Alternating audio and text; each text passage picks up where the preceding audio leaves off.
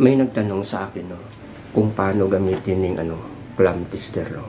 Sabi niya kasi sa akin, boss, paano gamitin ang clamp tester about sa sa electrical na paano mo malalaman kung walang power. Ang ibig sabihin about sa mga 220 volts. Halimbawa, walang supply ang bahay nyo sa 220 volts. Dito nyo po malalaman.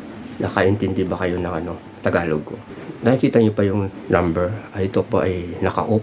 Hanapin nyo po NCB. I-click nyo. Nakalagay yung NCB. Depende yun sa multi-tester. No? Sa akin ito yung ituro. NCB. Nakalagay na yun na parang umandar yung monitor nyo. Tsaka ilagay nyo agad sa may current. Nito no, meron nakasaksak na PDX wire.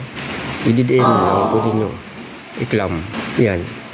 Nakikita nyo umiilaw. Kapag umiilaw, both silingon, merong kuryente dumadaloy. Tanggalin natin. Pag tinanggal mo, subukan mo. Wala, di ba? Isaksak natin. Yan. Kita nyo ba? Umiilaw, di ba? Yun mag-test ng 220 volts sa bahay. Tulad yung cellphone na naka-charge. Umiilaw din. Yan, umiilaw. Tulad nito. Yan, umiilaw. O. Yan. Umiilaw.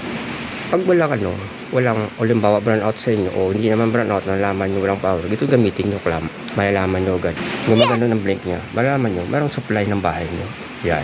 Pag tinanggal mo, i-press mo, wala. Pag tinanggal mo to, wala, di ba? Walang supply. Yan. Pag sinaksak mo ulit at subukan mo i-clamp ulit. Yan. Okay, nakuha nyo ba? Nag-gets nyo? Kahit anong clamp tester, importante pare-pareho lang design. Salamat. Thank you.